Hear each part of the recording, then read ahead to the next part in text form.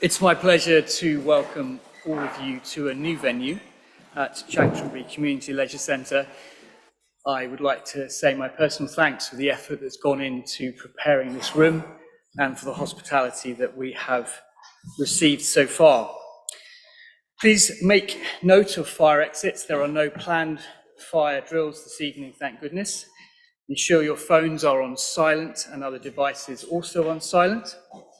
As is customary, the meeting will be live streamed and an audio recording being made.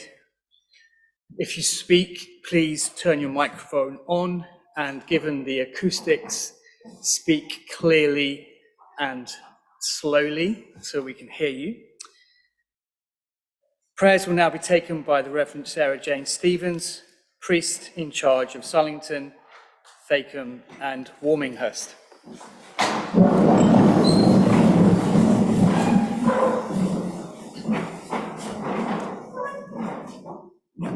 Let us pray. Loving God, we thank you that although you keep the world turning, you are also concerned with the details of our lives. You are all-powerful and yet intimate, and you are here this evening. At this time of year, we remember the words of the prophet Isaiah, who said that you would send your son, and the government should be upon his shoulders, and that his name should be called Wonderful Counselor, the Prince of Peace. Tonight, I pray for these, our earthly counsellors, here this evening as our elected officials in Horsham. Thank you for their willingness to work on our behalf. May they govern justly, listen carefully, debate respectfully, and make decisions with integrity. And in all they do, may they be bringers of your peace. We pray especially this for those who are unable to speak for themselves. Thank you, God, and we place this meeting in your hands. Amen. Amen. Amen.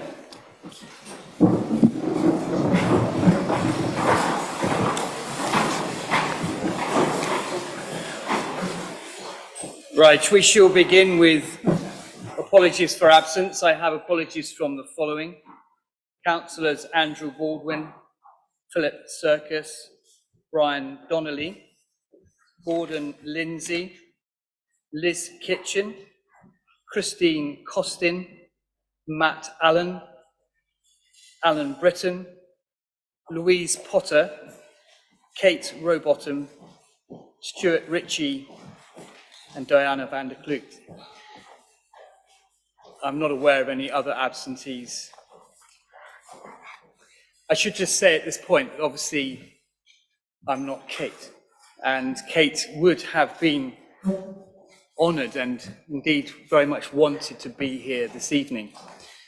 She is, as you know, caring for her daughter and was simply unable to be sure that she could attend. So she sends her best wishes, and I'm sure you do in return.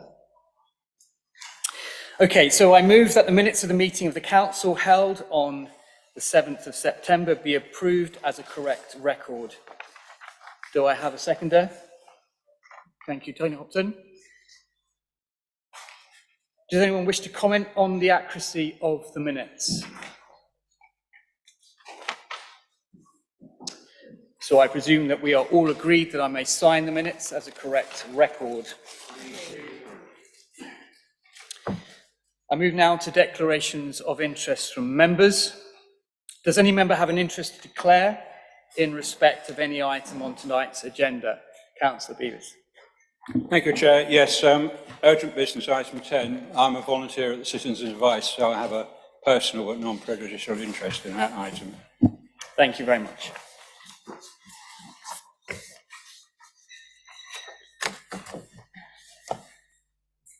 I have a few announcements, two. Council, this is the first occasion that we have met since the sad passing of Her late Majesty Queen Elizabeth II. Her late Majesty Queen Elizabeth II was one of the greatest leaders the world has ever known. Her devotion and personal service to our nation was unique and remains an example to us all. On Sunday, the 18th of September 2022, on the eve of Her Majesty's the Queen's funeral, I led a civic service at St Mary's Church, where councillors and residents in the district were able to pay tribute to Her Majesty for all the work she has done for our country and the Commonwealth, but also here in Horsham to remember and give thanks to Her Majesty for her 2 visits and support for Horsham Town and District. The Queen's visits to Horsham District are days we will never forget. The Queen visited Horsham twice, both in 1978 and 2003, which were, of course, special days.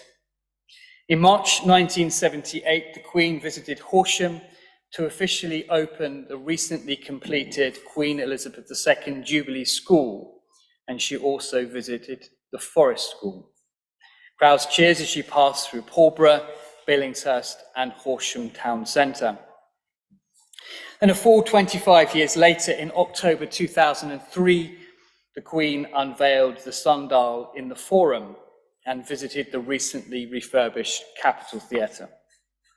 The Queen then spent time at Christ's Hospital School to mark the 450th anniversary of the receipt of the Royal Charter from King Edward VI. The Chairman of Council read the proclamation of His Majesty King Charles III in Carfax on the 11th of September 2022. Council, is there any member wishing to speak in memory of Her Majesty the Queen this evening? Thank you. Then may we please be upstanding for a period of silence to remember Her late Majesty Queen Elizabeth II.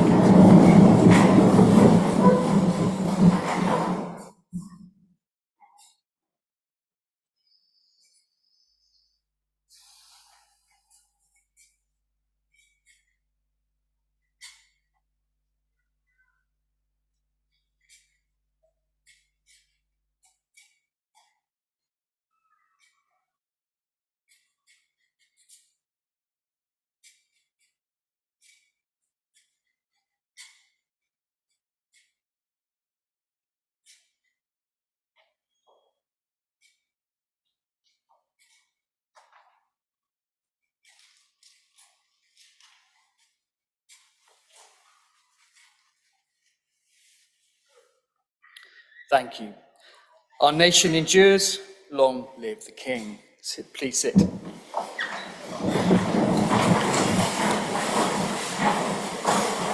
Council, it is also my sad duty to inform you of the passing of Mr. Jeff Laws. Mr. Laws was elected to Horsham District Council for the ward of Billinghurst in 1995, being re-elected again in 1999 and 2002. He was also elected as a West Sussex County Councillor in 1993. Mr. Laws was a beekeeping expert author and was head teacher at the Weald School in Billingshurst for 17 years before retiring in 1991. He was elected as a West Sussex County Councillor in 1993 and as a Horsham District Councillor in 1995, re-elected in 1999 and 2000 before standing down in 2007. He was a member of a number of committees and was a key member of the Leisure Services and Planning and Development Committees between 1995 and 1999 and helped in the development of swimming pools in Stenning, Billingshurst and Horsham. Fellow councillors described Mr. Laws as helpful, impartial and sensible, a voice worth listening to.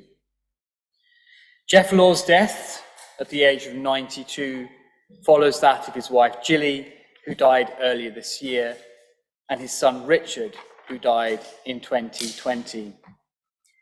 Council, is there any member wishing to speak in memory of the late Jeff Laws?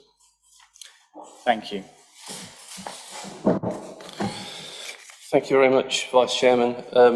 As most members will know, Mr. Laws was a councillor long before I was involved in the council, so I don't have any personal memories of him, but I have spoken to colleagues and gathered some. As you have already noted, his dates of service on both the District Council and the County Council. I understand that at County Council he also served on the Education Committee. And in his service to this council, he was very influential in ensuring that Billingshurst got some good outcomes from the development of the bypass, including improvements to the wheeled school and the swimming pool and traffic management. I spoke with Councillor Costin, who unfortunately can't be here this evening, but was elected the same year to the District Council, the first time as Councillor Laws. Her memories of him were that he was clever, interesting, and enviably articulate. He cared about fairness for everyone in all walks of life, and he was dedicated to the best interests of Billingshurst. It was a privilege to work with him. He was a gentleman with a great sense of humour. And she also said to me that although he didn't necessarily, he would not speak all the time, he wasn't the sort of person, and I think we could all aim to this, he didn't speak just in order to be heard, but when he did speak, people listened, and I think that's something we can all aspire to. Thank you. Thank you very much. Councillor Bevis. Thank you, Chairman. You covered most of Jeff's career very adequately, thank you. As a county councillor more particularly, he was very concerned about the position of children in our society, and that's why he dedicated his life to being a teacher. One thing you didn't cover, which was another of his great interests, was golf, and he was a very keen supporter of the golf course.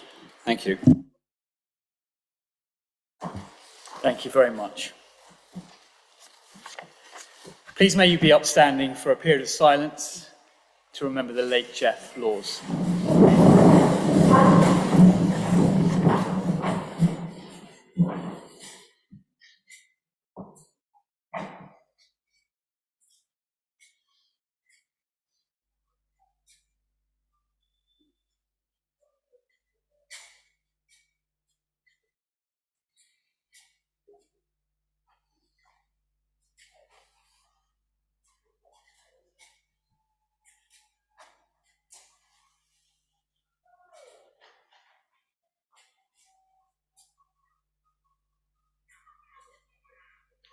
Thank you. Please sit.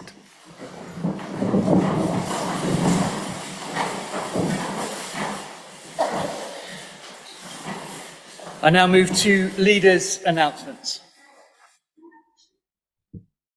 I haven't got any, thank you, Chairman. Cabinet members' announcements. With Councillor Lambert. Thank you, Vice Chairman. I would like to congratulate our building control team, who have recently won 3 awards in the LABC Regional Building Excellence Awards.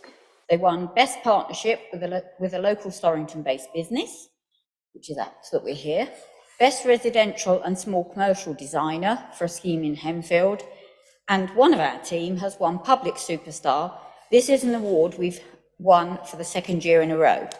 Our regional winners will now be considered at the National Awards in January. Furthermore, our planning applications team have just been ranked 37th out of 330 LPAs across the country for the timeliness of the service we provide to our customers. I would like to thank our planning and building control teams for the hard work and commitment they provide to deliver a high quality service. Thank you. Thank you for that, and I'm sure we all agree that they do an excellent service for all of us across the whole council. Councillor Wright. Thank you, Vice Chair. As Cabinet Member for the Environment and Rural Affairs, but also Member for Storrington, I would be remiss if I didn't welcome you all here. Storrington has much to offer, be it places to shop, eat or enjoy the South Downs, but do come back another time. I wanted to announce the official carbon reduction figures from our baseline. These were reviewed by external consultants and our own internal team. And I'm proud to announce since our baseline of 2019, we've reduced the council's emissions by 46%. This is in large part to our adoption of HVO fuel, in our fleet, but also the measures taken by the team internally. As you'll remember, we've agreed our plan to reduce by a further 25% in the next 3 years. It really is a testament to the great work of our environment team, and I'm sure you will join me in praising them when you see them next. Thank you. Councillor Bradman. Thank you, Vice Chairman. I'm happy to report, following on from Councillor Wright, that the latest figures put Horsham District Council at 53% for our recycling rubbish rate for the rubbish, and that puts us at number 50 in the country out of 338 local authorities. But the bad news is that there are still many, many items going into our general waste bins which could be recycled. So I think we need to do a lot more on making people aware of precisely what they can put in the recycling. And following on from the recent Recycling and Waste Advisory Group meeting, we're looking at changing fines for littering. Litter is such an ongoing problem everywhere, and we need to ensure that those who are caught have a meaningful fine, which will hopefully deter others. So we're looking at that, and that will eventually make its way through council. Our 2 new electric street sweepers for the town centre have been signed off and should be with us early in the new year. And that's good news because they're entirely electric. And I've just signed off for the purchase of 4 Renault Kangoo electric vans for our zonal managers to use. They're a cost of £31,000 each, but we will save around £10,000 per annum on mileage claims, as well as 4.5 tonne of carbon per year. Unbelievably, our zonal managers until now have been using their own vehicles and claiming mileage, and they do about 7,000 miles each per year. So I think both of these actions are good progress towards our goal of carbon reduction. Thank you. Thank you. Councillor Knoll. Thank you, Vice Chairman. Just a couple of very short ones.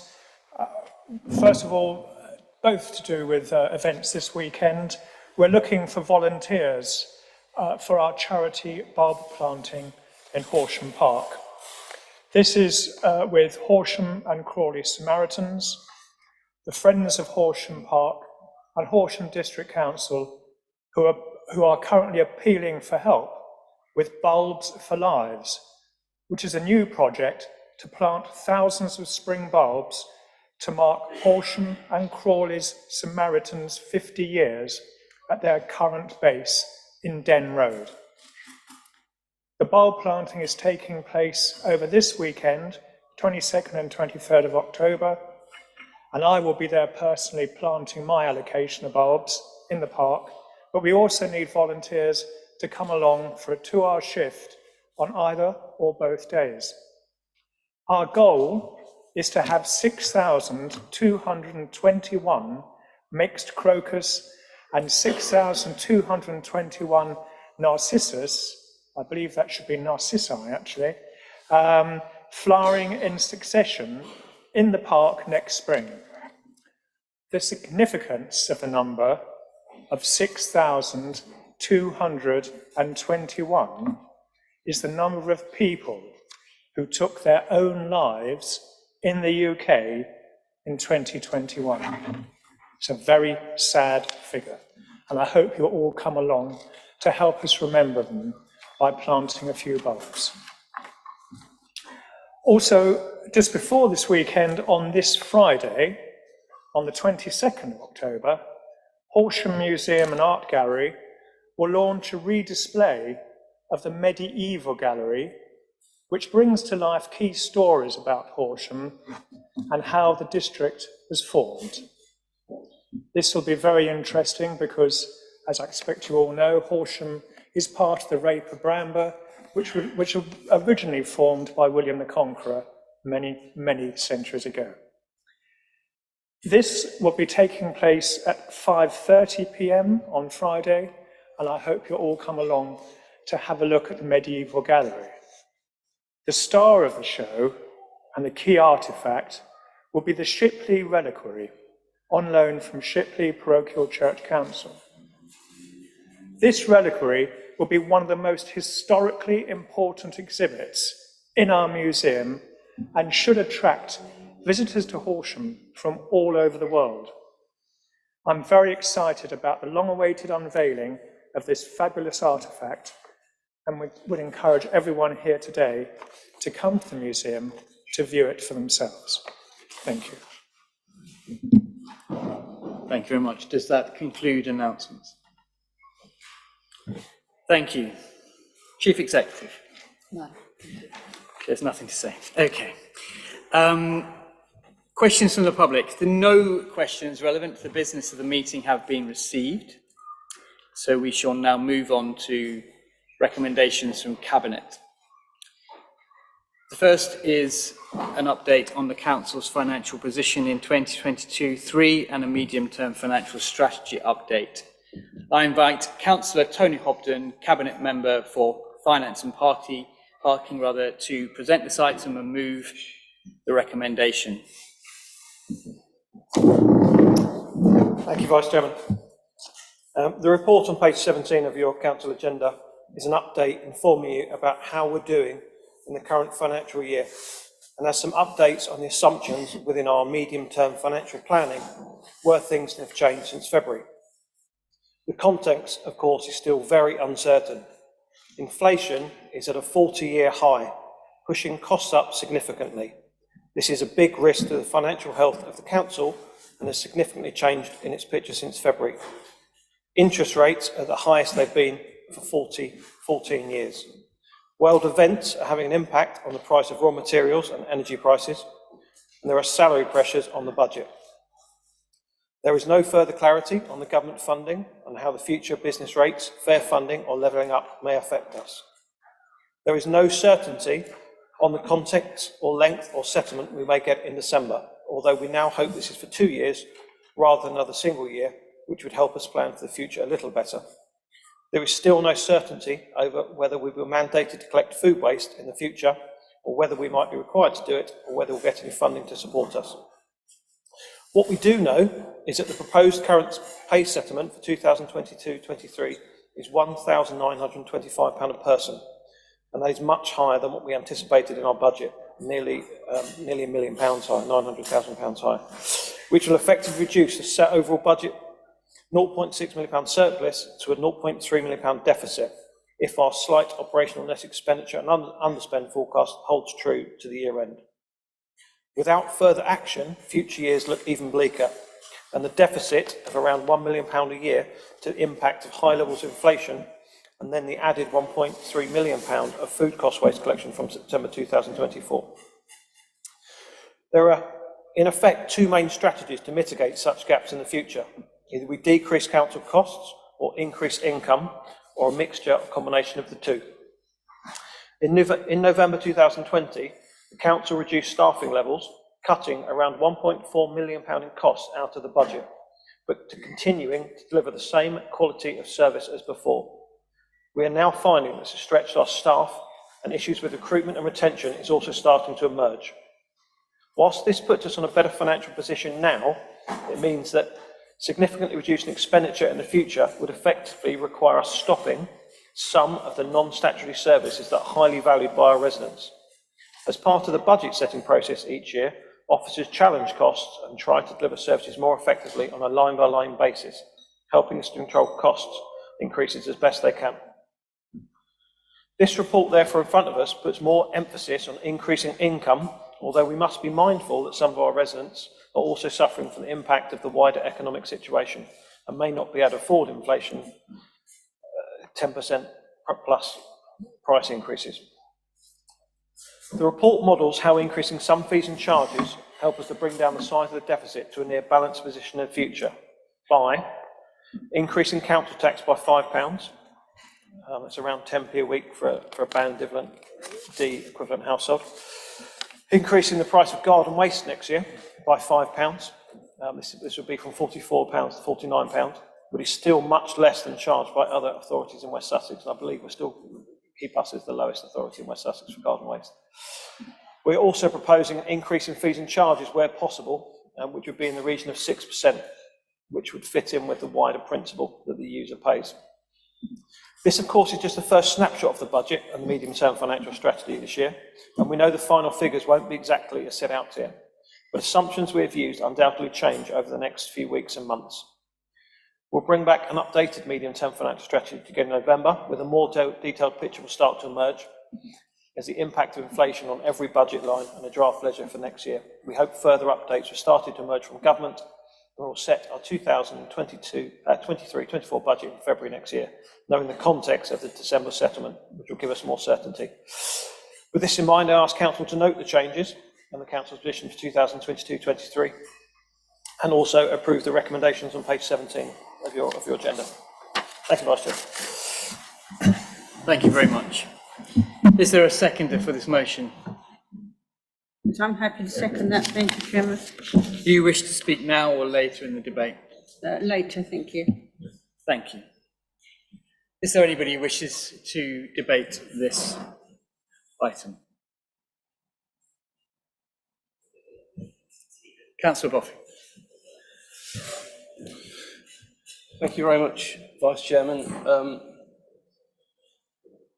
I think with obviously there will be more to come and more refinement on the medium-term financial strategy, and I suspect that although the circumstances are horrible, I suspect that is a good thing, because it's clear to anyone who watches that we have a government in free fall at the moment. We don't really actually know what the national budget is going to be from week to week.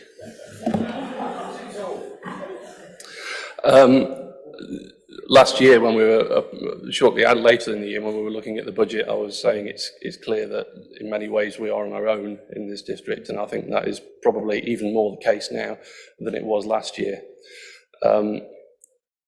So I also note that we have an urgent business item later on in the meeting where we'll be looking at the cost of living crisis, but obviously that looks at things for this year and this year's budget. And as we look at the budget going forward, I think we should be mindful of the fact that these problems are not going away anytime soon, and we don't really have any idea at the moment what level of support there's going to be, if any, next year. So I think as part of the budget process, we will have to think very, very carefully about what level of support and assistance we will be able to give to those most vulnerable in our community.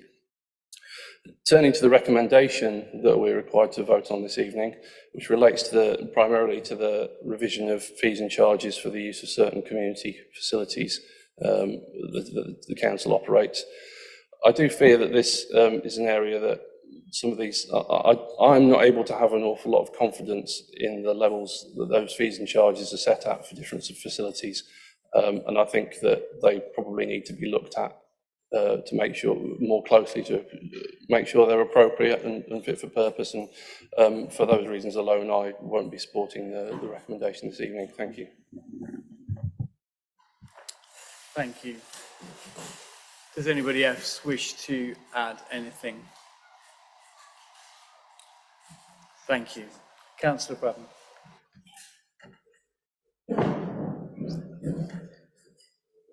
Well, I think it's a fair and reasonable mid-term financial statement, and I'm very sorry to hear you won't be supporting it.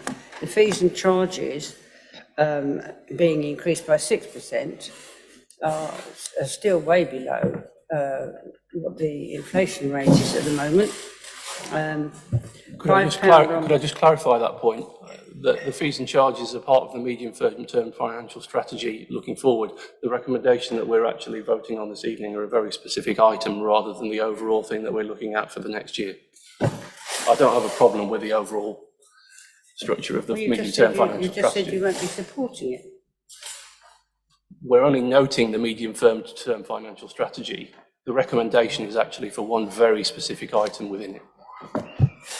I should defer to the Cabinet member in that case, and maybe he can clarify. Thank you. Thank you, Vice Chairman. I was aware from the Cabinet meeting that my council colleague wasn't particularly happy with the levels of fees and charges. I did comment at the cabinet meeting that Brian Elliott, the Director of Property, does have some flexibility around fees and charges for leases, long-term licence agreement. Our charges for hourly rate for hall hires are obviously fixed. We as a council can't be publishing ad hoc rates. It's very difficult for us to take that decision to the council. We do have to issue some delegated authority to our officers. In this case, that's Brian Elliott, Head of Property, which I believe has delegated authority from Director of Place for longer term leases, for longer term rentals. So I believe the matter is in hand, and I did refer my fellow councillor back to Brian Elliott, Head of Property, if he has further concern. Thank you, Chairman. Thank you. Well, I think we can go to a vote. Are all those in favour of approving the recommendation on page 17 of the agenda, please show. Any against? Any abstentions? Right. Okay. Someone adding it up? Sorry, I didn't count the exact numbers, but it was a large majority who were in favour. The motion is carried.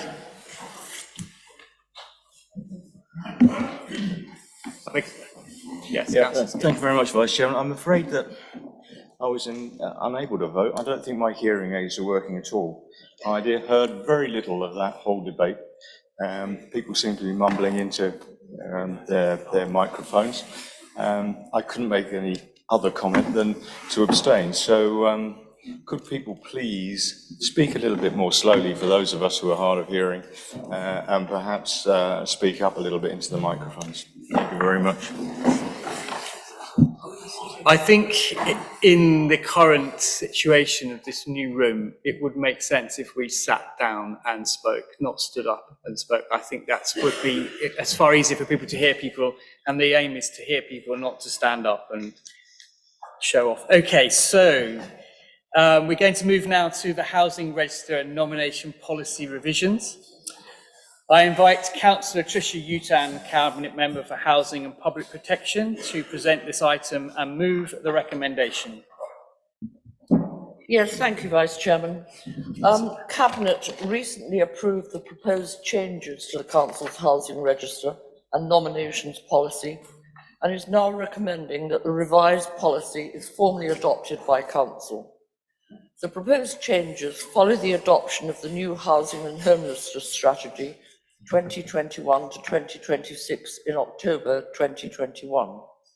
As part of this strategy, 5 overall objectives were identified to assist us in tackling the challenges surrounding housing and homelessness in Horsham District. The objectives are, firstly, to ensure no one needs to sleep rough through having no other choice. 2, empower residents to live independently in their homes. 3, to deliver the number and size of affordable homes that our communities and residents need in line with planning policies. 4, provide and maintain an accessible and fair housing register. And 5, prevent all forms of homelessness for our council's residents, our district's residents. Objective 4 relates to our housing register, and more specifically about ensuring our approach to allocating permanent accommodation through our housing register and nominations policy continues to make the best use of the accommodation made available to the council. The proposed changes to the council's housing register and nominations policy seek to improve the process used to meet the housing needs of those who require housing within Horsham District. Each of the proposed changes are detailed within the report and have been subject to review from housing colleagues and stakeholders. They have also been discussed in detail at my Policy Development Advisory Group, for which I thank all members of my PDAC for their input, challenge and support to get to this position.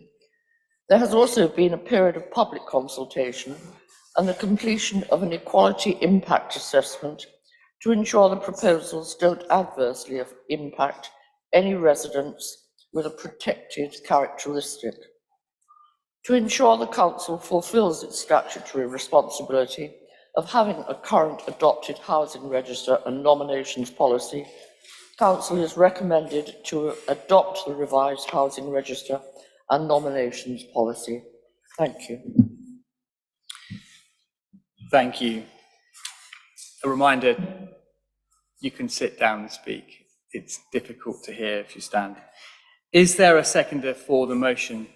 Thank you, Councillor Blackall. Would you like to speak now or later? I'll speak later, thank you. Thank you. Would anyone like to comment on this proposal? Thank you.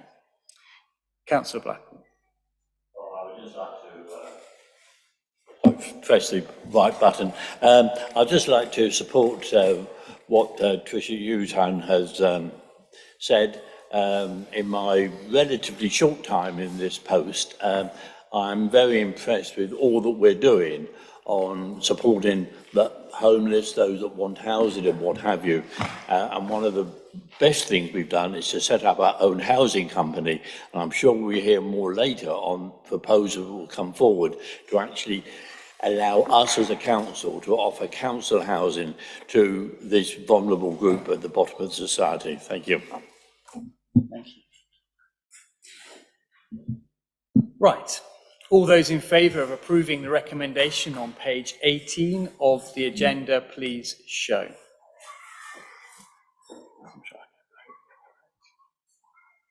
Any against? Any abstentions? The motion is carried. Item 6, unanimous, apparently. Well, that was obvious. Okay, the page 6C, the aid board, the motion is the aid board policy, use of aid boards and other advertising structures on the highway.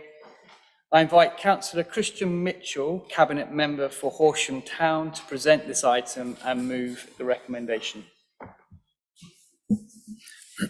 Chairman, I'm pleased to bring this report on the use of aid boards and other advertising structures within Horsham Town and our district. The policy will provide a set of comprehensive guidelines and advice as to the number, size, the positioning and the management of aid boards, as well as other advertising structures. And the detailed guidelines are set out in Appendix A to the Cabinet report that's appended to the Council papers. The guidelines have been developed in response to growing concerns about the increasing number, the position, and other types of advertising, such as flag banners, and the effect that this is having on access and movement around Horsham Town Centre and other market towns and our villages as well. And also the visual impact in some areas across conservation areas.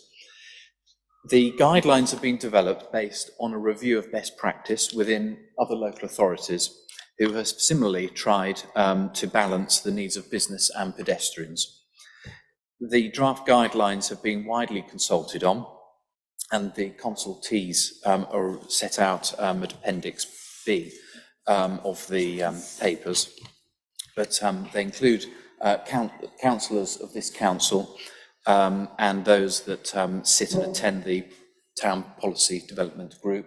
It includes Den Neighbourhood Council as well as the other neighbourhood councils, the Horsham Society, businesses as well, and those across the district. And importantly, some important groups which I'll come to in a moment. All organisations contacted have welcomed the guidelines and have contributed, as I say, to its development. Following representations from the RNIB in 2017, West Sussex County Council and our council, Horsham District, worked together to ensure that these aid boards causing the most obstructions were either removed or relocated. Now, this involved about 32 premises at the time, and most businesses did respond constructively in a voluntary way. Since then, the number of aid boards have, however, increased, and while the County Council does not have the resources to monitor or enforce aid boards on its land, this is something now that we have brought forward as a District Council. If the policy is supported tonight by Council, and it was by Cabinet most recently, then agreement will be sought from the County Council to monitor and enforce the guidelines on highways land on their behalf. Now, the overall approach is to promote the policy and guidance in Horsham Town and across our market towns and villages for businesses to achieve general awareness and the voluntary compliance and to really achieve the following 5 outcomes. Firstly, to create a street environment which complements premises-based trading but is not unduly cluttered. To be sensitive to the needs of residents, provide diversity and consumer choice. To enhance the character, ambience and safety of local environments, to ensure safe and unimpeded public access along the pavement and footways, and lastly, Chairman, to prevent the use of A-boards in locations where they can't be appropriately cited. So I seek the Council's approval on the recommendation as printed to approve the policy guidelines and enforcement procedure. I think it will undoubtedly mean that the businesses can promote their wares and their services, which of course at this difficult time, and it's been a difficult time for a number of years, is important. But I think the balance in many years has tipped too far the other way.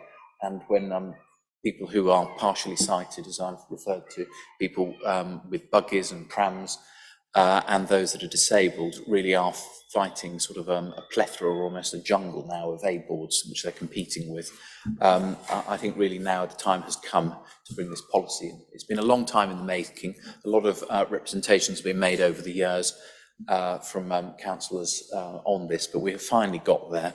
And I think we've got a policy that we can all support, and I commend it, Chairman.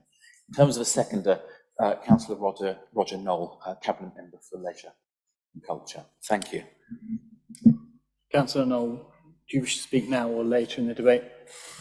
I'll speak at the end of the debate. Thank you, Vice Chairman. Thank you.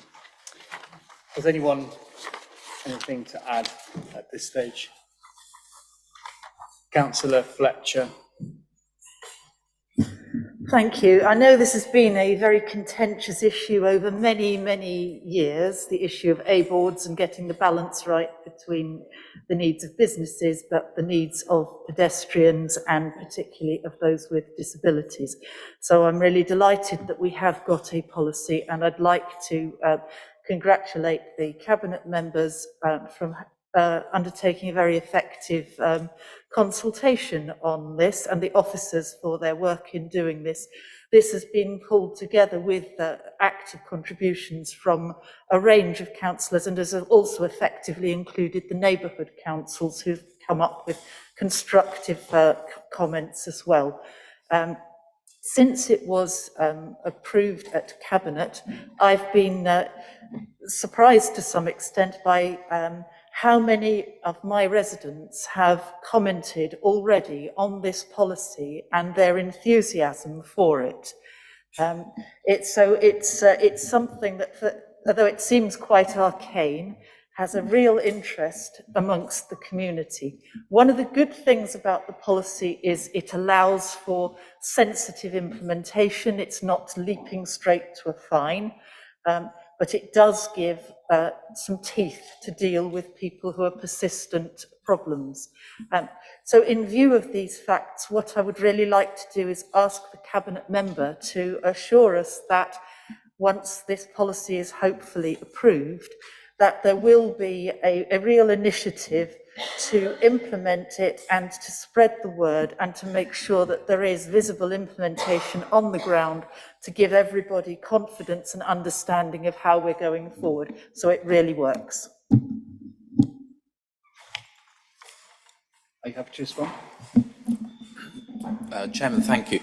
Yes, certainly the policy has been discussed over a number of months, and on the timetable it was quite probable it would come to this meeting, and I was acutely aware with the officers and the director when we've discussed this that of course we'll be approaching a very busy trading season soon, namely Christmas, and that the message really needed to be explained to traders of this policy in good time following this meeting, so that they sort of weren't caught on the hop, or that they felt they were being treated harshly by, and not that this council ever has been, but by, it could be a perception of a robust and authoritarian council. But Firstly, Councillor Fletcher, you're absolutely right. Other Cabinet members before me have been looking at this policy with Councillor Hogben and Councillor Peter Burgess, but it has reached the stage with myself, I think, that it didn't quite have the teeth that it required. So that's when I looked at other local authorities, and a number of others had some very good ideas. So it is a policy that allows discussion and a sort of informal conversation before that gets stepped up to a letter, a sort of formal warning, and then of course the board can be sort of confiscated or removed and destroyed, or a fine paid, which the policy provides for. I do have to say all of that, I suppose, clearly in the round of the challenges all local authorities have faced and continue to face and have for a great many years. So I wouldn't want to think that there will be a plethora of wardens going out regularly inspecting, because that's simply just would not be practical in terms of the resources the council have. But we have a very good relationship with our traders. Tomorrow, of course, is the referendum on Blueprint, but coming up in the first or second quarter of next year will undoubtedly be the referenda for the Business Initiative Group. And so we have long-standingly had good relationship with traders, and I'm quite sure that we'll be able to work on a cooperative way. I can't imagine there'd be any difficulties, but of course you never know. But the policy does provide that if we do need to enforce the policy, we will. Councillor Utan has the great honour and responsibility of the wardens falling under her portfolio, and I can imagine with the wardens, with the other council operatives and with senior officers, that we will be able to engage meaningfully with traders, and if there are one or two that are over exuberant, if I put it that way, with advice, then yes, we will enforce it, because that was the point of the policy. I think I saw a photograph, it was drawn to my attention, of the area of the bishopric in Horsham town, and I think in one photograph just before COVID there was something like 12 A-boards all over the paving. So I hope that does reassure you, Councillor Fletcher. Thank you. Councillor Skip. Thank you very much, Chair. Congratulations, Councillor Mitchell. I think you've achieved a good policy here, and I'm delighted. A-boards have always been an anathema to me, so what you have done has actually improved the situation, I think. Two questions really. One is, will you review this in about a year's time through your PDAG? Is this going to be a regular review of how well it's working and how many people have complained or not complained or been joyful about it? And I can't remember what was said in the PDAG about insurance. If someone falls over an A-board, which is on our land, whose responsibility is it? Well, firstly, can I thank you for your, and I share your optimism that I'll be here next year and I will be working with Council, looking to review the policy. It will be a successful policy, and I'm quite sure the good people of Holbrook West will receive it warmly next May. But yes, whether it's myself or whoever my successor, depending who the elected leader is appointed, we do need to review it, of course, just to make sure that any of the issues that have been debated tonight, we don't fall into, that no trader feels that they have been insensitively treated, and equally that the policy is being enforced. So yes, I'm very happy to, for the minutes to record that that we will look at this, or certainly I would wish to look at it through the town PDAG. I don't think really council needs to review it in 12 months' time, but yes, we will do that.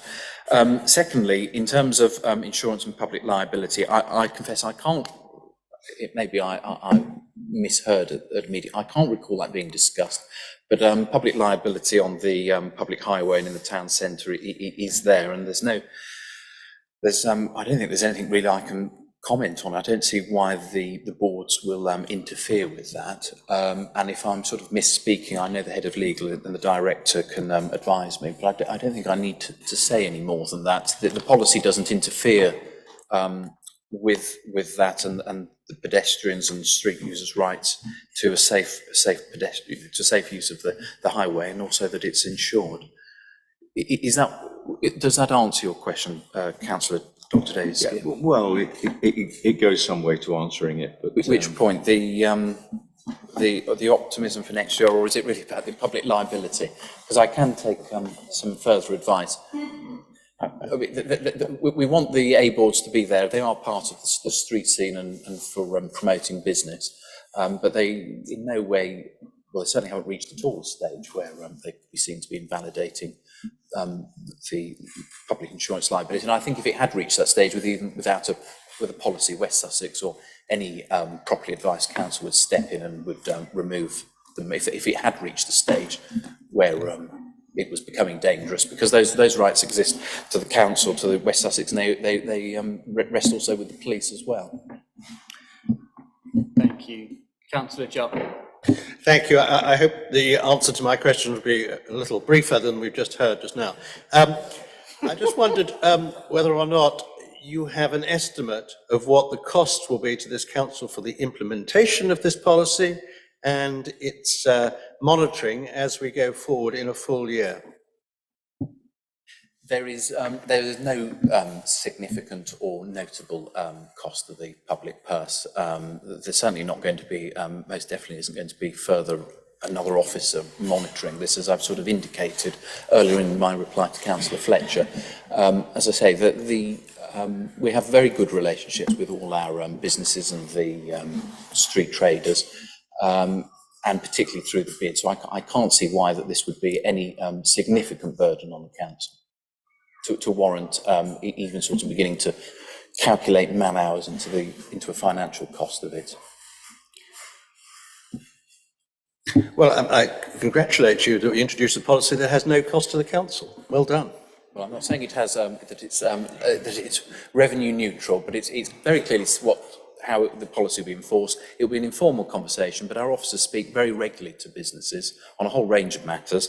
And I'm not going to descend into the minutiae of what the cost of a letter is, and I'm not going to descend into the detail of what it is of sending an operative round to collect an A-board. But certainly to retrieve that A-board, there is a fine. So the time for somebody to send out a fine letter, I would think, would probably cancel out the cost of the council. I think that the report sets out a few £100s for the fine for someone to retrieve their A-board. Thank you. Councillor Clark. Thank you, Vice Chairman. Can the Cabinet member confirm whether this policy is a district-wide policy or if it just applies to the town? And depending on that answer, I'll have another question.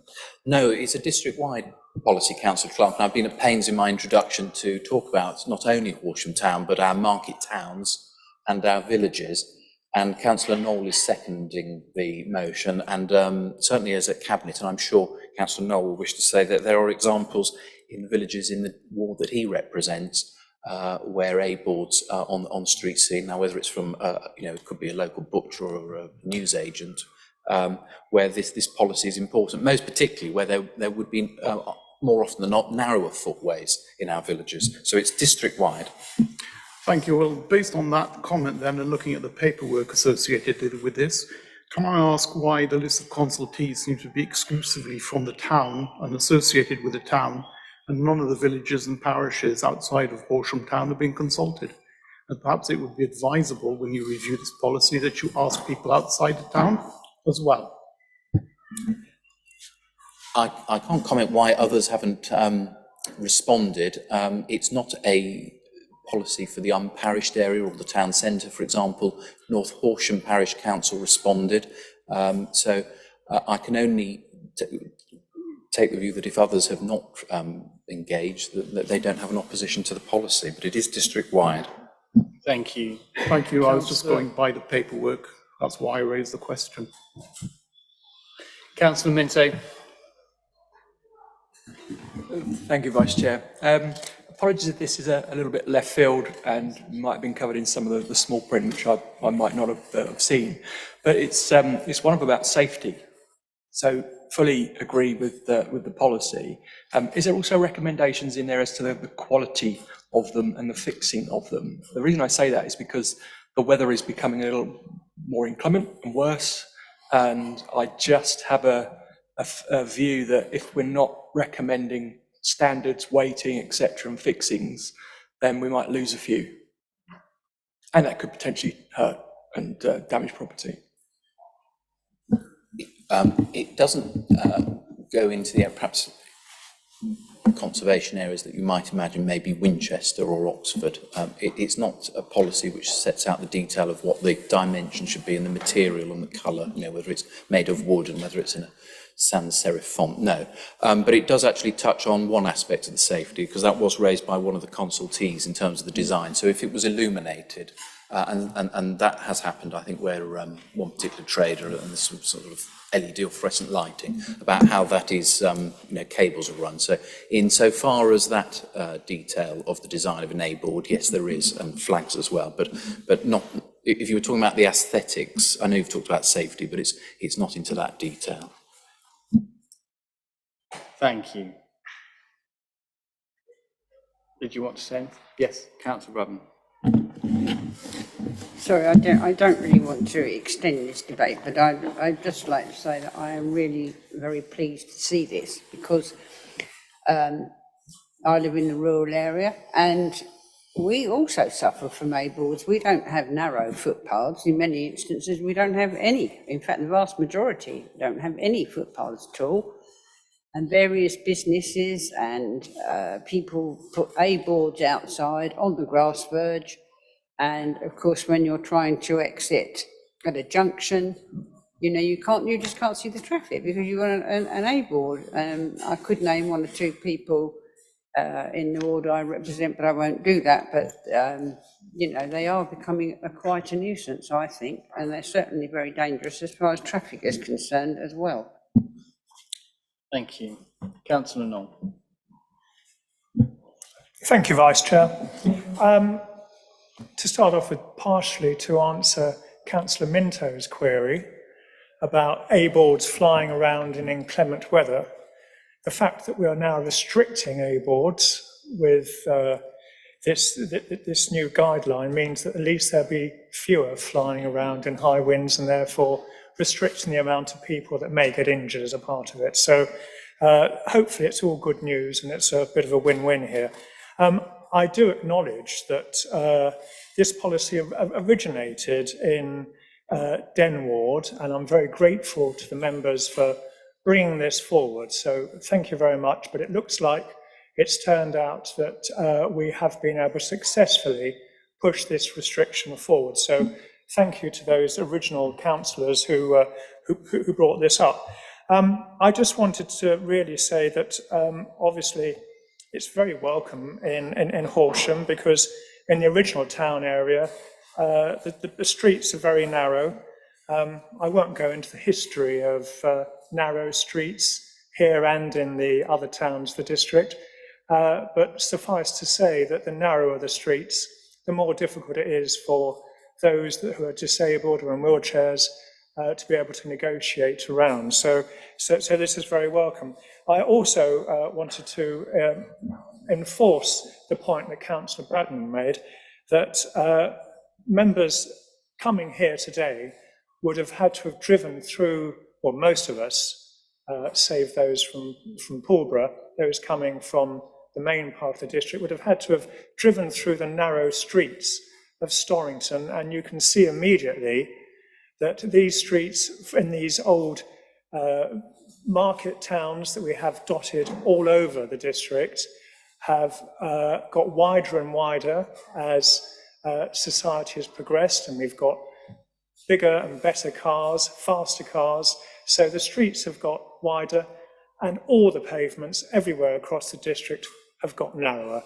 So I'm very grateful that this has come forward across the whole district, because certainly in my ward and in local wards, especially Storrington, Pulborough, we have narrow streets everywhere, and it's becoming increasingly difficult for everyone, not only disabled, but fully able people, to negotiate around this proliferation of advertising.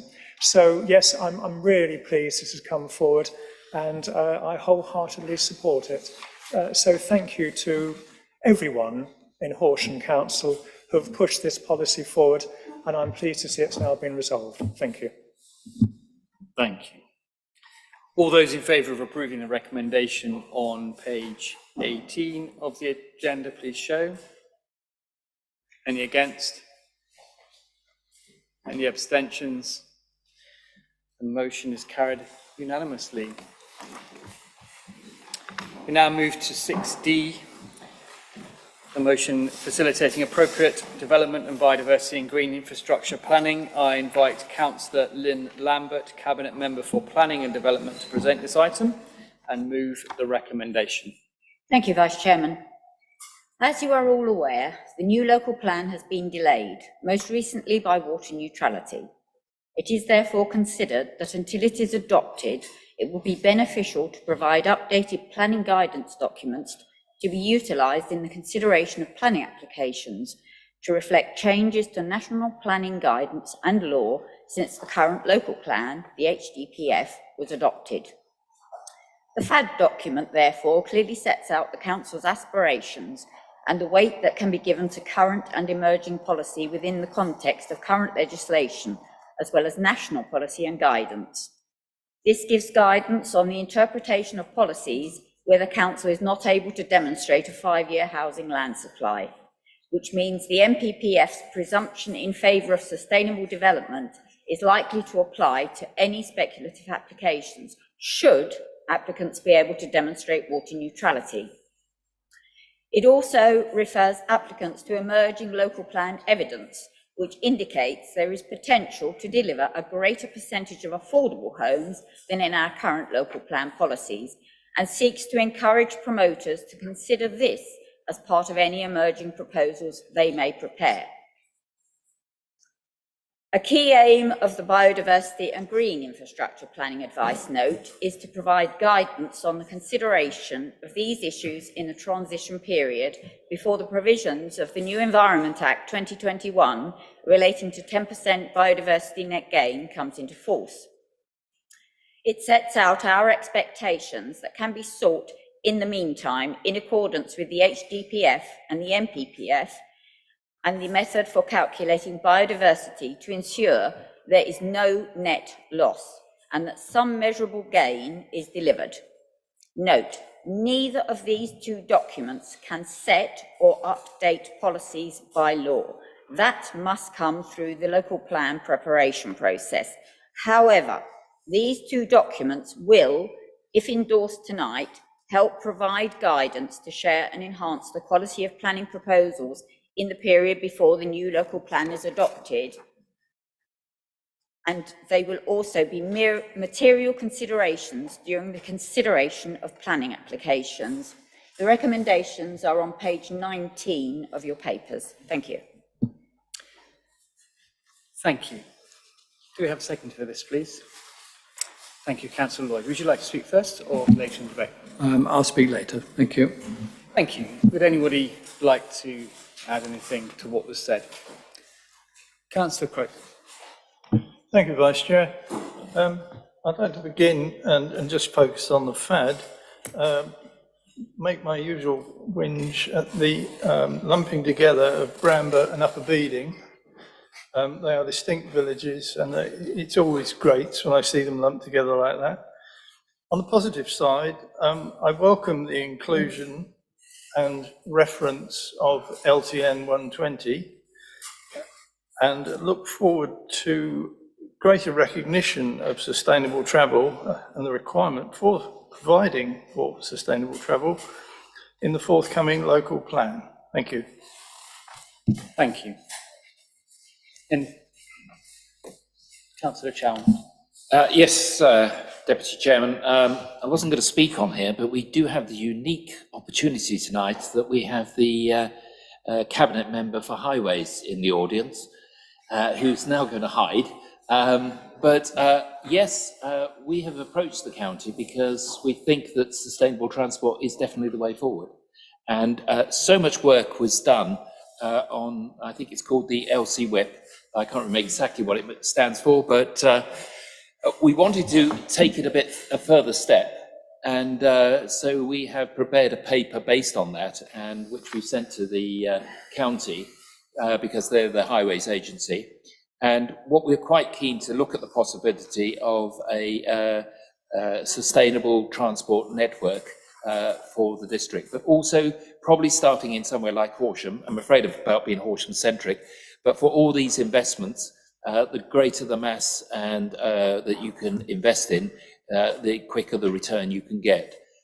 So we are in discussions on that very point, and I will be taking up that with the leader of the council on county council on Friday as well, because the trouble we found when we were looking at alternatives to the motor car during the lockdown was some rather interesting but crazy ideas which came forward, that thinking you could get away with it simply by putting some bollards down the middle of a road. If you're going to do it and do it well and do it properly, it needs some significant investment. And I think if we're going to do that, this is something that we've got to do in partnership with the government, with the county council, very, very important as they're the highway agency, but also ourselves and any other partners. So it will be interesting how far we get, but so much work was done on this LCWEP. It was when I first read it, I thought, we can't leave this as an opportunity, because in the next, by 2030, the car as we know it has got to begin to take a second place. And amazingly, that we've gone through the million number of electric cars which are now being used in this country. So we are heading in that direction of alternative transport methods, but it needs to have the infrastructure to go with it. So if anything comes of this, this will obviously come back to for members to look at, and for further discussion, is put it mildly. But basically at the moment, we're just trying to see how we can get on this with our partners and in very close relationship with the County Council. Thank you, Chair. Thank you. Councillor Bowes. Thank you, Chairman. Interesting though these documents are, they are non-statutory, they're only advisory, they're parsnips that aren't being properly buttered. I'm quite happy to support these documents, but I fear that developers will ignore them like they ignore anything else that positively don't have to do. So it's a shame, but there you go. Councillor Fletcher.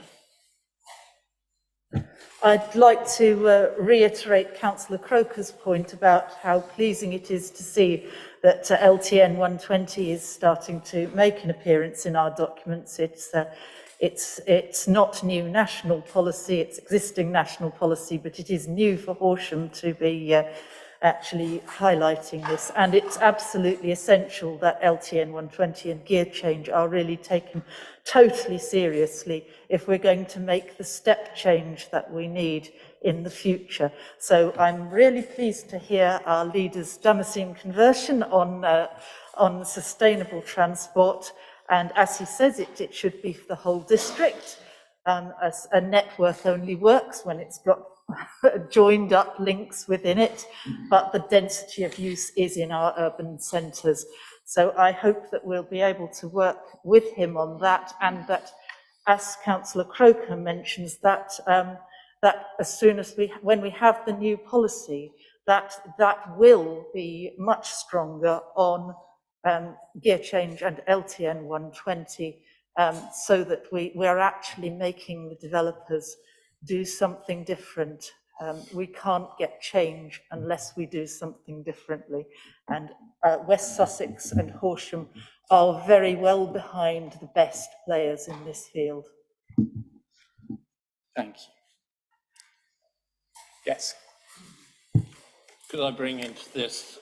It's all very well, and I was very much involved with LT-WIP earlier, but I'm really sorry, guys, before you do anything, you've got to have money.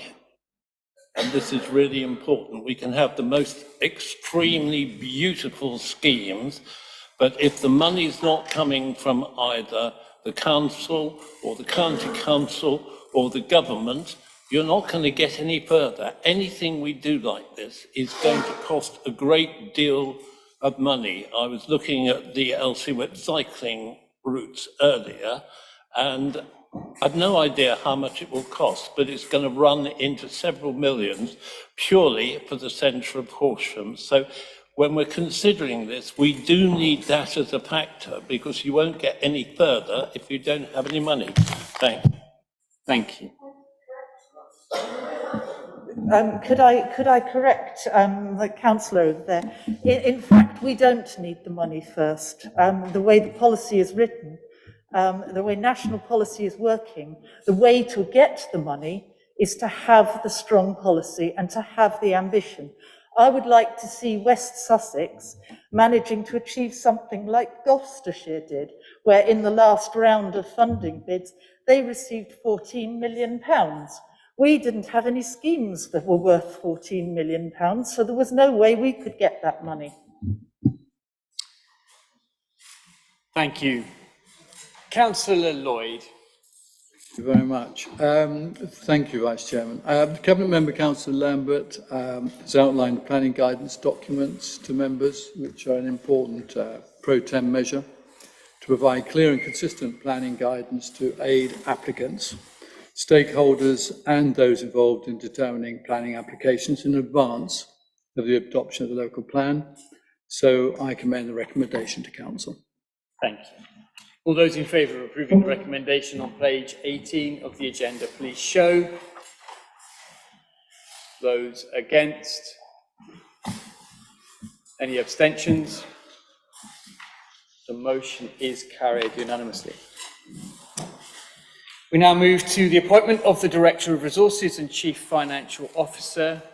I invite Councillor Jonathan Chowan, Leader of and Chairman of the Employment Committee, to introduce this item.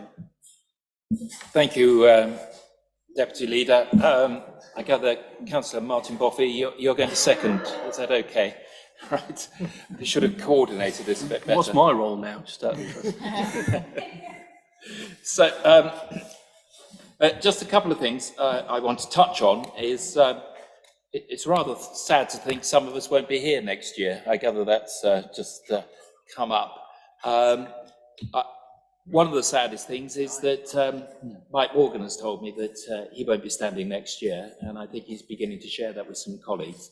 That will be a great loss, Mike, because you follow on from Sheila, and you've been a great act for many years, and I think well, we're all a bit shocked and upset throughout the council, and also sadly.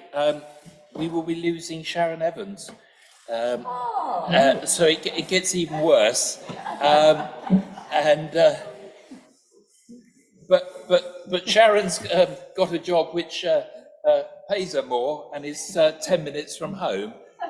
So it probably was a bit of a no-brainer, but she's pretty devastated at leaving, but I'm sure her family will be very pleased. So she's getting promotion. It just goes to show you that the trouble with Horsham District Council, we do attract and have had amazing people in our team over the years who've, I've said before, we've had 3 chief executives we've created in the time that I've been here. And also, it really pulls into talking about Dominic Bradley, who has been with us for many years. When it came for, we actually had to snatch him back because he had been offered a job, and we managed to get him to come and stay with us. And it was, again, a bit of a no-brainer because a lot of people had worked.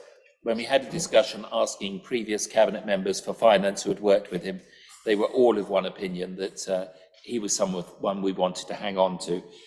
Dominic has gone through his trial period, and I thought he was prejudging things by putting Director of Resources in front of himself tonight, but what I think we should be doing is we want to absolutely confirm him, homebred and successful, and he's a delight to work with, even though he's been a bit tough with Tony, I gather, but that can do us no harm. Because the most important for any authority, for any organisation, is that you are fiscally prudent. and it's obvious to all of us. And the only reason that we're able to make some of the announcements that we're able to do today and going forward and to protect our communities is that we are in a strong financial position, and we've got actually 4 past and present cabinet members for finance in the room today, and we should be very grateful for their stewardship over many, many years at Horsham District Council. So what I'd like to recommend is that on page 21 that we appoint formally Dominic Bradley as our Director of Resources. Thank you, Chairman. Councillor Buffy. Thank you, Vice Chairman. I have very little to add other than I fully support this motion. I've worked quite closely with Dominic over the last year. He's an excellent officer to work with, and so therefore this proposal has my utmost support. Thank you. Thank you. All those in favour of approving the recommendation on page 21 of the agenda, please show. Against? Abstentions? The motion is carried unanimously. Does any member who represents the council and an outside body wish to make a report? Thank you. We have received 3 questions on notice, which will be heard in the order they were received. We have a question on notice from Councillor Mike Croker. Councillor Croker, you have 2 minutes in which to ask Councillor Lynn Lambert, Cabinet Member for Planning and Development, your question. Thank you, Vice Chair. I note that the Environment Agency considers that neither the Ada nor the Arun river catchments merit a good ecological status, with some tributaries, such as Bouldings Brook and the area known as Lockbridge, being rated as poor. Does the Cabinet Member consider that Horsham District Council, as local planning authority, should be more proactive in requiring water treatment companies to explain just how they intend to cater for the increased sewage and wastewater arising from any significant new housing developments, rather than just relying on a simple, we can provide foul sewage disposal to service the proposed development statement? The latter clearly is lacking without adding to existing river pollution. Thank you. Can I invite Councillor Lambert to reply? Thank you, Vice Chairman. Thank you for your question, Councillor Croker. Mike. I agree, it is extremely disappointing that the ecological status of the rivers in our district have been rated so low. However, in my opinion, this is not through a lack of action on the Council's part. As part of the work undertaken for the local plan review, we have asked both Southern Water and Thames Water about the likely impacts of development on their plans on water quality and what, if any, mitigation is required to ensure that water quality is not adversely affected. Any advice we receive is reflected in the Council's draft infrastructure delivery plan. This is a live document and is updated accordingly. This work also draws on wider evidence available regarding water quality, in particular that provided by the Environment Agency. In addition, officers have been proactively involved in the development of Southern Water's drainage and wastewater management plan. In our response to their September consultation, we questioned whether their pollution reduction targets were sufficiently challenging and whether they go far enough and fast enough in delivering environmental benefits. We have requested that they, Southern Water, give more consideration to setting and delivering more ambitious targets and do so more quickly. Ultimately, however, Horsham District Council does not have any statutory power in regulating discharges of wastewater treatments into rivers. This is the responsibility of the Environment Agency. They set the discharge limits and they are the regulatory body. As part of the Council's work on water neutrality, officers have challenged the Environment Agency, together with Ofwat, as to whether their regulatory regime is sufficiently effective, and we are challenging them to do better in the future. Thank you. Do you have a supplementary question?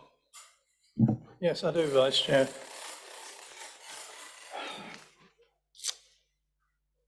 My initial question was prompted by the excellent work of the Rivers Trust in making data relating to untreated water discharges easily accessible to the public.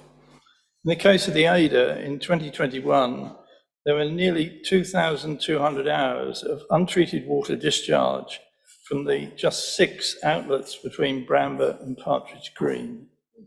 Indeed, at the latter, there was an untreated discharge for about 8% of the year. So I'm somewhat disappointed by the Cabinet member's response, especially when we think of the good work being done on land by the Wilder Horsham programme and the recently announced Ada River Restoration Project. Given the data before us, it would still seem prudent to reduce discharges, at least at the managed discharge locations.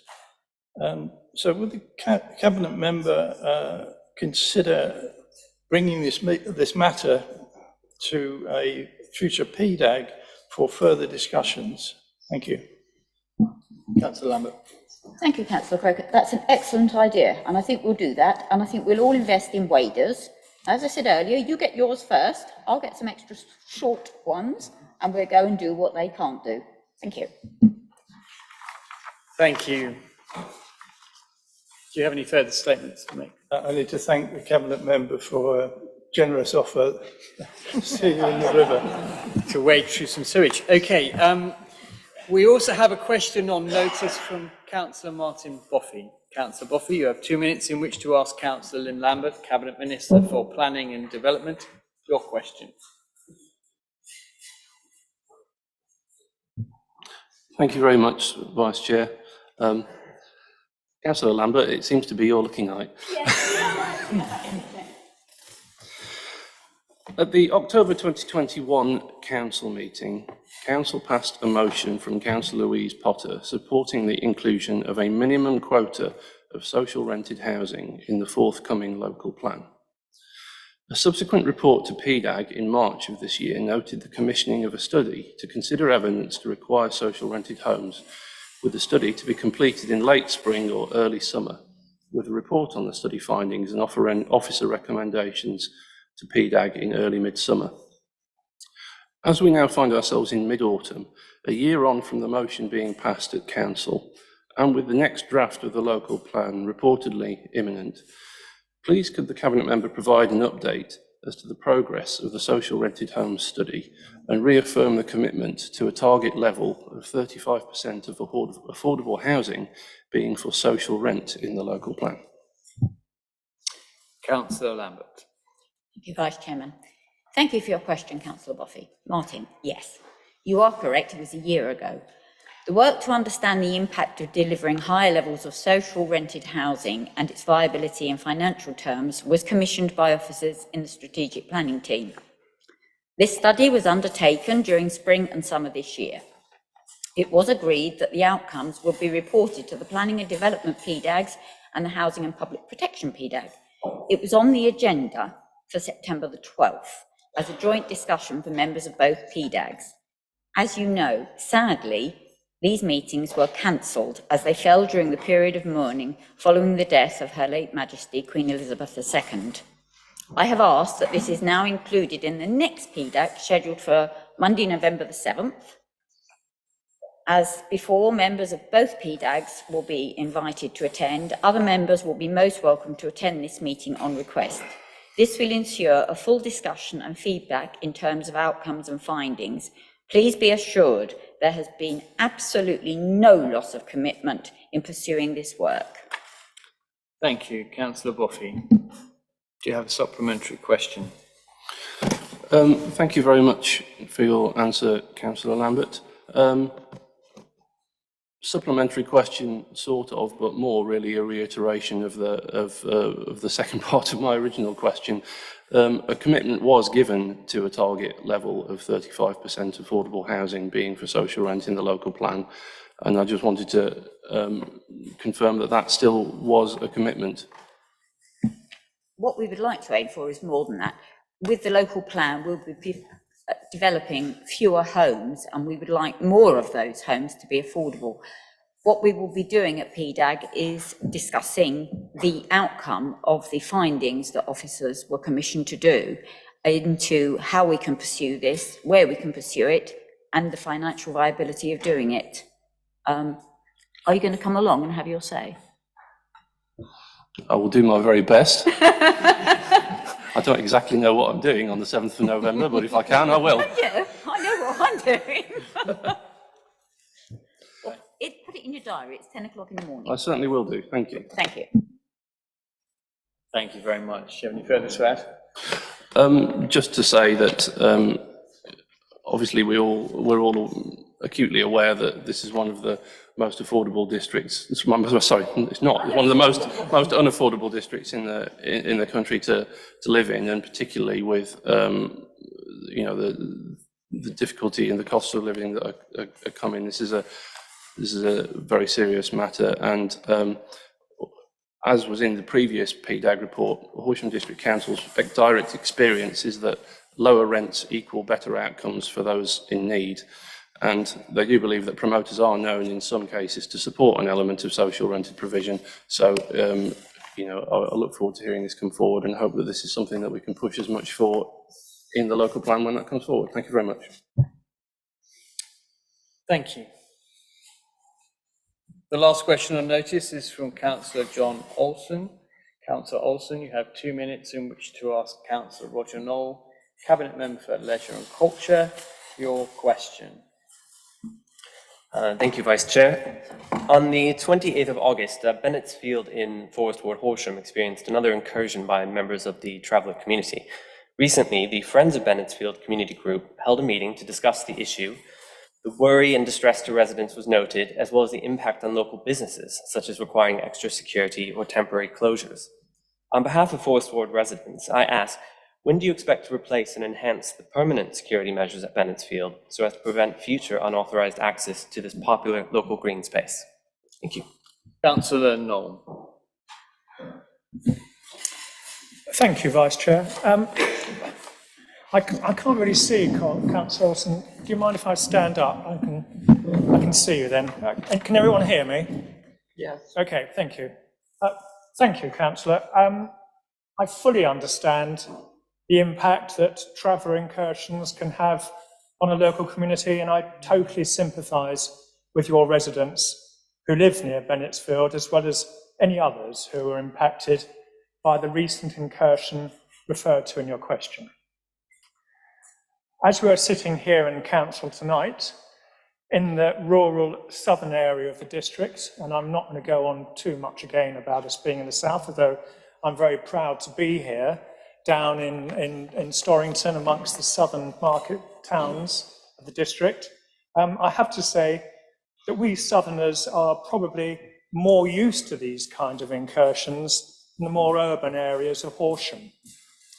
The good news is that in the fast approaching winter months, we tend to see far less traveller movements than in the summer months.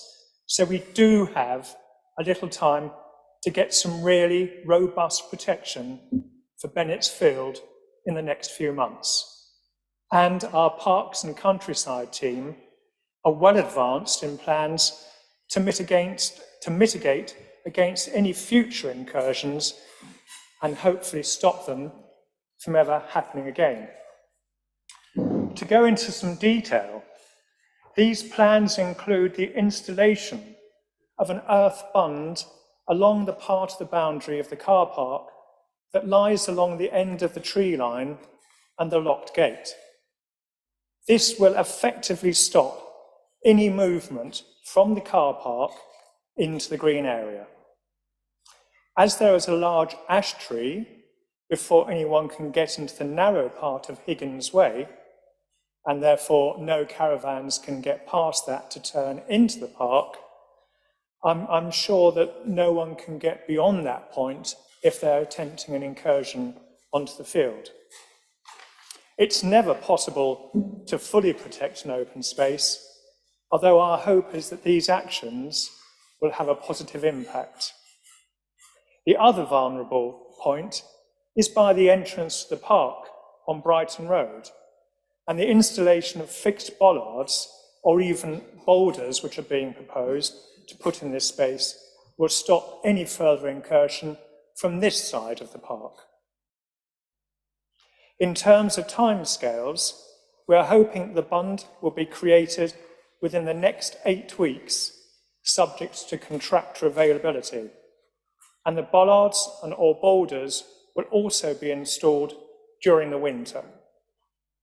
I can also confirm that we have we have enough funds, I should say, enough funds in our present P&C budget, Parks and Countryside budget, to effectively complete this work as soon as we possibly can.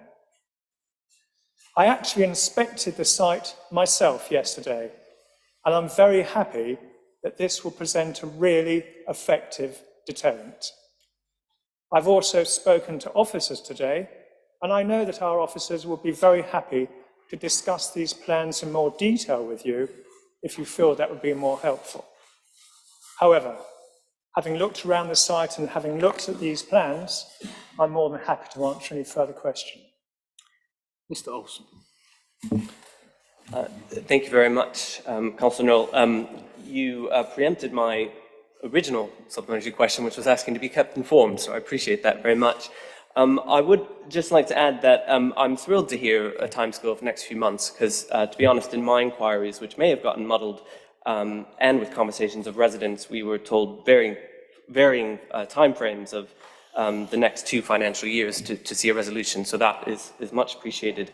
But before this work begins, I would perhaps like to ask that you or the officers do consult with the Friends of Bennettsfield group, because while I do understand for various reasons no one was able to attend the recent meeting, despite invitations, they had come up with some alternative and potentially preferred solutions to the Bund at that meeting. So could I just ask that, that before the work is undertaken, that is considered, and as you said, to please do keep me and my other local ward members informed on progress. Thank you very much.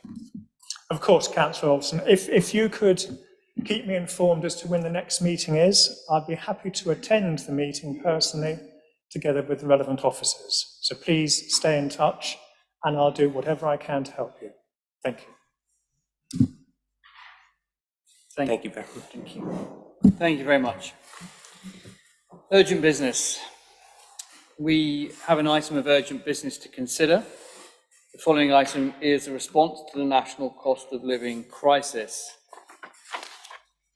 I invite Councillor Jonathan Chowan, Leader of the Council, to present this item and move the recommendation.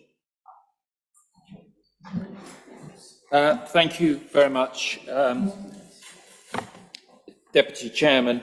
I'd like to also thank Kate, who allowed this item to come forward, and for the Chairman of Scrutiny and Overview for also allowing this item to come forward as a matter of urgency. I think we're all pretty well aware of this crisis that is unfolding in the cost of living, no more so than perhaps our own housing department. We're already looking at increasing the number of staff in that department because of the sheer increase in volume that they're having to deal with. We are very fortunate that we are a very vibrant and successful community, but there are members in it who are being left behind by this affordability crisis and the cost of living. We've touched on affordable homes, and yes, the Cabinet Member for Planning and Development is right. If we're building fewer houses, the ones we build have got to be affordable. Otherwise, we're going to have a very strange community going forward. I hopefully, when from her PDAG and further discussions, we will come at a number which is sustainable for our community. Also, at the time, we've added to our woes by the challenges for mortgages. So a lot of people will be seeing their mortgages coming up for renewal, and they'll be going from paying what they are at the moment to paying hundreds of pounds every month going forward. They won't have a bigger house, they won't have an extra bedroom, they won't have a new bathroom, they'll just have what they have, but it's costing them more. And sadly, there are cases of one I heard the other day, was that a young couple were having to decide whether they wanted to have a baby or to pay the mortgage. That's appalling in where we are at the moment. And so this adds to the challenges that we're finding. We were able to step up to the plate when we agreed earlier on in the year to find 300,000 to support those less fortunate in our community and those most vulnerable. But the situation hasn't got any easier, and we wish to go further.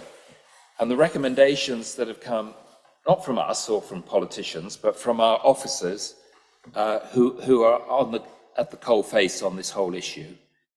And we're very fortunate in Horsham Council that we have our own communities team that work through the district, supporting those most vulnerable in our community. A lot of authorities got rid of them. We haven't. I'd hate to try and recruit them now, if we could even find them, and get them working on this. And what they come to us is that we need to find more funding for our partners. And the most important partner we have, who does a lot of the heavy lifting, is Citizens Advice. And what we're looking for is to appoint 2 more people from Citizen Advice to be embedded with our team at Horsham Council offices, and to be ahead of the curve wherever possible, to look where people are going to be in trouble before they get deeper in trouble. It's easier to save someone who's a few £100 behind rather than someone who's £9,000 behind. And you see this is 2 years, so we're not just looking at this year, but we are to a certain extent, but we're looking further than that. You see the other item to help us, there is this, and it's in the paper to give you more detail, but this low-income family tracker, to keep an eye on this. Again, it's a 2-year investment, and that's again for us trying to be ahead of the curve. And what I can say at Horsham District Council, we have always tried to be ahead of the herd on all these issues. There's also another 25,000. I'm sure we would find more if it was necessary. For that most important thing is funding Horsham Matters. I met with Horsham Matters and a number of organisations in front of the bandstand because they were they were marking World Poverty Day. And they were pleased by the help that we were able to give as Horsham District Council. And again, I don't wish to overstate it, but we are in a fortunate position because of the way we've managed our finances. So we've got 25,000 to help the food bank. Because what the food bank are finding is that the food that we're having, that was being given to them, is running short, and now they're having to buy food. There's also agreed new corporate project for a better directory to help people access these things and to create a flexible fund of another 25,000. This all comes to £250,000, which added to the £300,000, that means over £500,000 that Horsham District is contributing to this cost of living crisis that is affecting us. And we are a successful district, what it must be like for other parts of the country. I also asked my economic development team how businesses were doing. Generally, they're doing very well. but it is getting more and more challenging. They have huge costs affecting them, especially in the hospitality. Strangely, they have another issue, which is recruiting good staff, but we all find that, so hopefully we'll find someone to replace our staff. But there also, there is a bit of a downturn going on because people just have not got the discretionary pay that they did have. But there are schemes that we're part of, the LEP scheme, which is already announced, and Councillor James Rice has also talked about the rural financial scheme. All of these are worthy of everybody taking up these advantages. We will be working with the economic team, but they are publicising this, and they've had a good take-up of all these fundings. So we're trying to address right across the district. So I really come and ask the council to be support of this urgent motion, because we do not want to wait any longer. We want to get this up and running. We don't want to wait for another council. We don't want to wait for another financial year. We are taking these reserves that we have got for just such an emergency. So we're not putting any undue pressure on our finances. So, Deputy Chairman, I do recommend the recommendations on the paper. I haven't got a number in front of mine, but on those items 1 to 5, and I would ask there be a seconder. Thank you. Yes, is there a second for this motion? Yes, I'm delighted to be seconding this. Thank you. Would you like to speak now or later? I'll speak later. Thank you. Is there anybody who would like to comment? Councillor Kirby.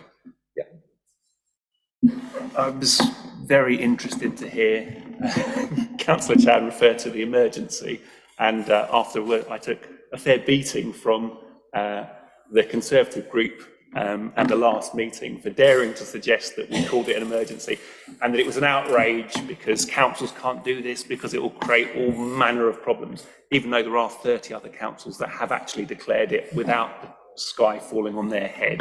So, I mean, I do feel that that was a bit unnecessary, and I think we all agree that whether you use the word crisis or emergency, and it was interesting to hear Councillor Chan refer to it as an emergency, it is horrific, the things that people are going through. I was listening on the radio driving here to a bishop from the north of England talking about things he's been experiencing, and in his area children have been going to school with empty lunch boxes because they can't afford to fill them, and they're filling them with the food bank to take home to eat at the end of the evening. And I watched a very moving piece on ITN News yesterday with a 65-year-old woman who's working and has never had to claim previously, and making toast is now a luxury because she doesn't want to use the energy for her toaster. I fully welcome this, and having spoken to Horsham Matters and the community team, we are very blessed with the talent of the officers and with the strength of our voluntary sector here. So I fully support this, and I know that the Conservative group are doing their best. The officer, I think we all are coming from the same place, and the reason I brought a motion to the last meeting, we are now coming to do this, and was shot down and said we're doing enough, was very much the tone of the meeting was, we've done stuff, it's fine. We all know that we need to do more, and I'm really pleased that the council has allocated some additional money. I think one of the important things to understand is it's not just food parcels. When I did this work 10 years ago, I worked with over 300 families. I didn't have to make one referral for a emergency food bank parcel. When I was speaking to people from Citizens Advice, it's the number one thing they do. People come in, so it shows the level of desperation, not just a little bit of extra funding to get by because they can eat every day, but now people are going in, and if you can't afford to eat in August, you can't afford to buy Christmas presents for your children. And I think there are things that we can do as a community to make sure that donations to Horsham Matters for things like Christmas presents, and anyone that can should be donating, if they possibly can, to Horsham Matters because the food bank parcels they're giving out are shrinking, because people that have previously donated to the food bank are now using the food bank, because quite often people who make donations know because they've experienced themselves. And if we have people paying £500 more on their mortgage, which Councillor Chan referenced, we have some of the highest house prices in the country. People have tried to get on the housing ladder in lots of these lovely new estates. They've stretched themselves as far as they can get, and they will not be able to afford £500. And now the energy package is potentially being removed in April. People who are on relatively good salaries may miss out. So suddenly people could be experiencing thousands of pounds a month. So I'm deeply worried, and I think we should find ways of bringing in the private sector as well as doing everything we can to support the voluntary sector on top of the money. That's why I think we need to see it as an emergency. Thank you. Councillor Jupp. Thank you, Vice Chairman. I'd just like to make a couple of observations, if I may. Firstly, I congratulate the Leader and the Cabinet on their proposals, which are reacting to the position that many in our community are, the circumstances that many in our community are facing. And whilst our opposition may not agree with me, this council's in a position to do so because it's sound financial basis over many, many years. As those of you who may have tuned in to the overview and scrutiny last month, there's no doubt at all, and I think our new Director of Financial Services may even agree, this council is extremely well financed, and that is because of its prudent housekeeping over many, many years, and I believe that we're in that situation. I just wondered if perhaps somebody may be able to answer a question for me on this, because I looked at the Key Performance Indicator report for the first quarter of the current year, and I see that the number of households who are in bed and breakfast accommodation has tripled from 13 to 36 when compared with the previous year, and the number of households who are in temporary accommodation has moved up from 115 to 152. And that first quarter takes us up, I think, to the end of July. And I wonder whether or not the officers or cabinet member may be able to advise us if those rising numbers have continued during the course of the last 2.5 months. Yes, thank you, Councillor Jopp. I can't give you the exact figures. However, we will try to get them to you certainly by Monday of next week. Thank you. Thank you, Chairman. Councillor. Thank you, Vice Chairman. I was very pleased to give the nod to get this business to this meeting. Why wouldn't I? I mean, it's an important piece of business, and the sooner it gets agreed, the better. I'm delighted to see the range of things that are being proposed, particularly the low-income family tracker, because this is a proactive tool. Hopefully will enable us to find people and actually direct them to sources of funding that they hadn't thought of. And I think that's a great opportunity. And I hope that councillors will be kept informed, even if it's just anecdotally, about how that is working, so that at the end of the 2 years, if it's working really well, then everyone will be fully supportive of extending that. So thank you for bringing this to Council tonight, and I think it's great. Councillor Utan. Yes, thank you. I'd just like to say that we are extremely lucky in Horsham District Council, because we do have a fabulous team of officers who maintain and foster and are extremely successful in having very good relations with our charitable organisations, for example, Age UK, Citizens Advice Bureau, and of course we have Horsham Matters. We are fully aware of the suffering that people are undergoing, and we have done our very best to try and get through as much help as we can financially. And obviously, depending on how long it goes on for, depends on whether we further that.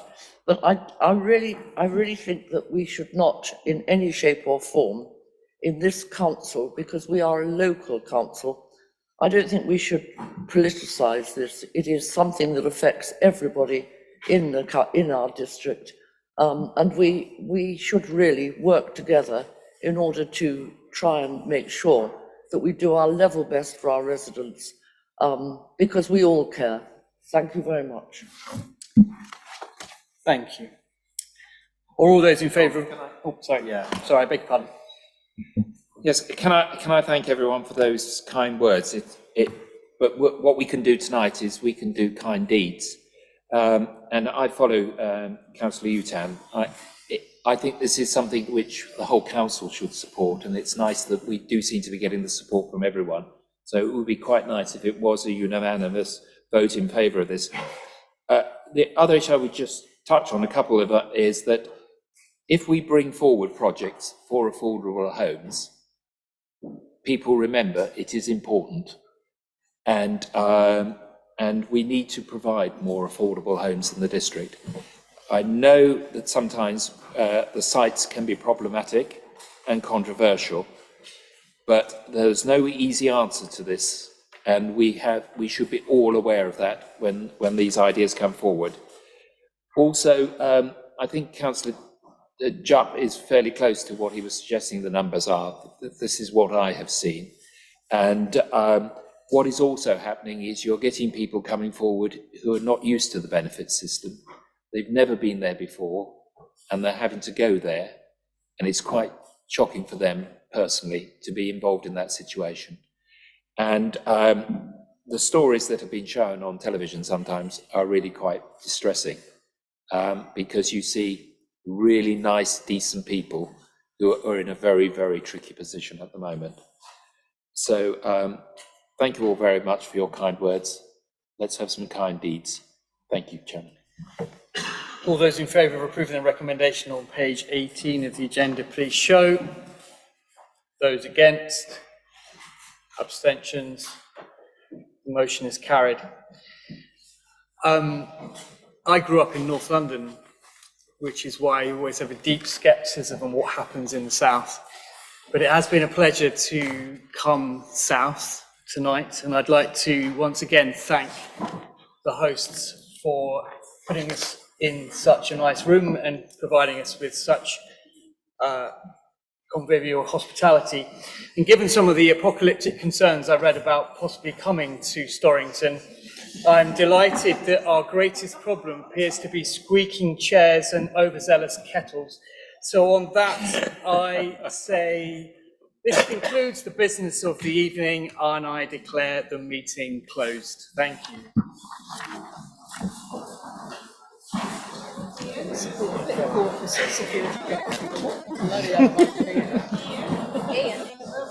Okay. I think he's having this thing. Maybe. I think you enjoyed that too much.